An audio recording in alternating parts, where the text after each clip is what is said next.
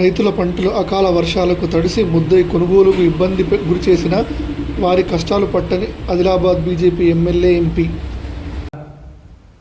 గత వారం ఆదిలాబాద్ మార్కెట్లో కానీ, జైనత్ మార్కెట్లో కానీ, అటు బేల మార్కెట్లో కానీ దాదాపు 1,00,000కు పైన బ్యాగులు కొనుగోలు చేయకుండా, అవి కాట వేసినా కూడా తక్పట్టీలు రైతులకు ఇవ్వకుండా 10-12 రోజులుగా రైతులు అక్కడనే వాళ్ళ పంట రాసుల దగ్గర పడుగాపులు కాస్తున్న పరిస్థితిలో గత శుక్రవారం నాడు మాజీ మంత్రి జోగురామన్న గారు ఆదిలాబాద్ మార్కెట్ సందర్శించి దాదాపు అక్కడ 65,000 బ్యాగులు, అదేవిధంగా జైనత్లో 30,000 బ్యాగులు, బేల మార్కెట్లో 30,000 బ్యాగులు, ఇవన్నీ కూడా తక్షణంగా కాట వేపించేసి వాటిని కౌంటింగ్ చేసి రైతులకు తక్కుపట్టీలు ఇవ్వాలని చెప్పి డిమాండ్ చేస్తూ రైతులతో అదే రోజు సాయంత్రం కలెక్టర్ గారి క్యాంపు కార్యాలయంలో 1 గంట సేపు సుదీర్ఘంగా చర్చించిన తర్వాత కొన్ని సూచనలు చేయడం జరిగింది.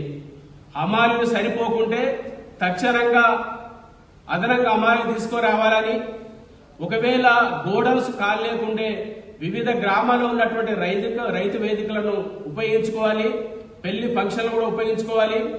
అదేవిధంగా వాహనాలకి ఇట్లా ప్రాబ్లం ఉంటే రైతులు స్వచ్ఛందంగా ట్రాక్టర్లు ఇవ్వడం కూడా సిద్ధంగా ఉన్నారని చెప్పి, ఖచ్చితంగా ఖరీఫ్ సీజన్ దగ్గరకు వచ్చింది కాబట్టి పడిగాపులు కాస్తున్నటువంటి రైతులకు న్యాయం చేయాలని చెప్పి, జొన్నలు పూర్తి స్థాయిలో కొనుగోలు చేయాలని చెప్పి కలెక్టర్ గారితో జోగురామన్న గారు సమావేశం చేసి నిర్ణయించిన తర్వాత కలెక్టర్ గారు కూడా స్పందించి మానవతా దృక్పథంతో రైతులకు న్యాయం చేయాలనే ఉద్దేశంతో కలెక్టర్ గారు తక్షణంగా నిన్నటి నుంచి రైతులకు తక్కుపట్టీలు ఇచ్చేటువంటి కార్యక్రమాలు ప్రారంభించారు.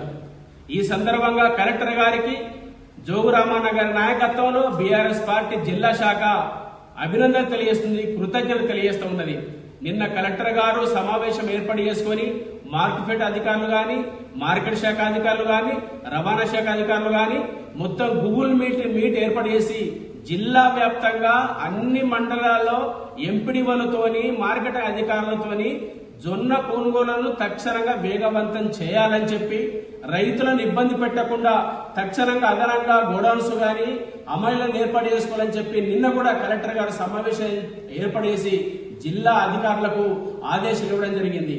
బీఆర్ఎస్ పార్టీ నాయకత్వంలో, జోగురామన్న గారి నాయకత్వంలో చేసినటువంటి ఈ కృషిని అభినందిస్తా ఉన్నాం. జోగురామన్న గారు విన్నవించగానే ఆయన యొక్క మాటకు గౌరవం ఇచ్చి కలెక్టర్ గారు ఇవాళ జొన్న కొనుగోలు విషయంలో స్పీడప్ చేయడం అనేది కలెక్టర్ గారికి మరొకసారి మేము కృతజ్ఞతలు తెలియజేస్తూ ఉన్నాం.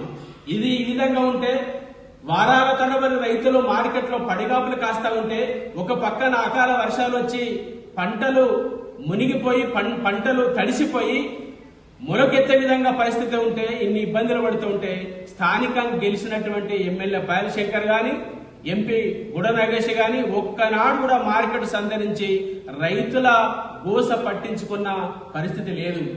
పాయల్ శంకర్ గారి పాలసీ ఒకటే ఉన్నది, భూములు ఎలా నొక్కాలి, బీజేపీలో ఎవరు ఎదగకుండా ఎలా తొక్కాలి. ఆయన ఉద్దేశము భూములు ఎలా నొక్కాలి, బీజేపీలో మరొకరు ఎదగకుండా ఎలా తొక్కాలి. ఈ కాన్సెప్ట్ తోనే పోతున్నాడు తప్ప రైతుల పరిస్థితి పట్టించుకోవట్లేదు, ప్రజల సమస్యలు పట్టించుకోవట్లేదు, అభివృద్ధి గురించి పట్టించుకోవట్లేదు. కేవలం ఏ విధంగా సీసీఐని డిస్మెటైన్ చేద్దాం, సీసీఐ భూములు ఎట్లా కబ్జా చేద్దాం, ఆ పక్కన ఉన్నటువంటి ఆయన భూముల ధరలు ఏ విధంగా పెంచుకుందాం అనే ప్రయత్నం చేస్తా ఉన్నాడు. ఇంకొకటి కూడా పాయల్ శంకర్ అని చెప్పంచుకున్నాం, ఇవాళ సీసీఐని డిస్మెటైన్ చేస్తే ఆ భూములు విమానాశ్రయాలకో ఎయిర్ ఫోర్స్ కో ఇచ్చే ప్రయత్నం చేస్తూ ఉన్నారు కదా. అక్కడ ఉన్నటువంటి సీసీఐ సంబంధించినటువంటి 20 కోట్ల బకాయి విద్యుత్ శాఖ వాళ్లకు 20 కోట్ల బకాయి ఉన్నది. అది ఎందుకు వసూలు చేయలేకపోతున్నారు? అది మీ బాధ్యత కదా. అదేవిధంగా మున్సిపాలిటీ కూడా 4.5 కోట్లు బకాయి ఉన్నది సీసీఐ పరిశ్రమ అధికారులు. అది కూడా దాన్ని వసూలు చేయకపోవడంలో ఎమ్మెల్యే నిర్లక్ష్యం లేదా? ఇవి పట్టించుకోవట్లేదు, కేవలం దాన్ని డిస్మెటైన్ చేయాలి, ఆ భూములు ఆక్రమించాలి, ఆ భూములు వచ్చేట కమిషన్ పొందేటువంటి ప్రయత్నము ఇవాళ ఎమ్మెల్యే పాయల్ శంకర్ గాని, ఎంపీ గుడ నాగేష్ గాని చేస్తూ ఉన్నారు. ఇవాళ ఇప్పటికైనా గాని పాయల్ శంకర్ గారు మీరు అర్థం చేసుకోవాలి, ఈ ప్రాంత అభివృద్ధి కోసం పాటుపడాలి. ఇలా పాయల్ శంకర్ పరిస్థితి ఇలా ఉంటే ప్రజలందరూ కూడా మీరు ఒకసారి గమనించండి, కేవలం ఎమ్మెల్యే పాయశంకర్ గారు ఆయన స్వార్థపూర్త రాజకీయాల కోసం, ఆయన వ్యక్తిగత స్వలాభాల కోసం మాత్రమే ఆయన ప్రయత్నం చేస్తా ఉన్నాడు. ప్రజలు ఇప్పుడు ఆలోచించండి, రైతులను ఆలోచించండి. ఆనాడు కేసీఆర్ గారి ప్రభుత్వం ఉన్నప్పుడు కరోనా సమయంలో కూడా ప్రతి ఇంటికి వచ్చి ప్రతి గింజను కొనుగోలు చేసినటువంటి పరిస్థితి మనం చూసాం. ఇవాళ ఏమైంది? ఇవాళ అదే మార్కెట్ వ్యవస్థ, అదే అధికారులు ఇవాళ ఎందుకు కొనుగోలు చేయలేకపోతున్నారు? ఇలా మార్కెట్ లో ఎందుకు పడిగాపులు కాస్తా ఉన్నారు? అట్లా కొబ్బరికాయ కొడుతున్నారు, కాటాలు ఏర్పాటు చేస్తూ ఉన్నారు, మరిచిపోతూ ఉన్నారు. ఇలా అభివృద్ధికి సంబంధించినటువంటి కూడా కొబ్బరికాయ కొడుతూ ఉన్నారు, పనులు మరిచిపోతూ ఉన్నారు. కేవలం కొబ్బరికాయలకు మాత్రమే పాయశంకర్ పరిమితమైండ్రు. అభివృద్ధి అనేది ఆయనకు ఆలోచన లేదు. కేవలం ఆయన కన్నా మించి ఎవరు ఎదగొద్దు. బీజేపీలో నేనే మోనార్కు, బీజేపీలో ఇంకొక నాయకుడు ఎదగొద్దు. ఆ విధంగానే కౌన్సిలర్ ఇలా మున్సిపల్ చైర్మన్ రాకుండా, బీజేపీ క్యాండిడేట్ రాకుండా అడ్డుకుంటున్నాడు. బీజేపీ ఉన్నటువంటి ఇతర నాయకులను కూడా ఎదగకుండా అడ్డుకుంటున్న పరిస్థితి మనకు కనబడుతూ ఉన్నది. ఇవాళ కేవలం ఆయన ప్రయోజనాల కోసం తప్ప రైతుల గురించి పట్టించుకోవట్లేదు, ప్రజల సమస్యలు పట్టించుకోవట్లేదు. కాబట్టి రైతన్నలు కూడా మీరందరూ అధైర్యపడద్దు. జిల్లాలో ఇంకా ఎక్కడైనా సరే పంట కొనుగోలు చేయకపోతే, ఇతర సమస్యలుంటే ఖచ్చితంగా బీఆర్ఎస్ పార్టీని సంప్రదించండి.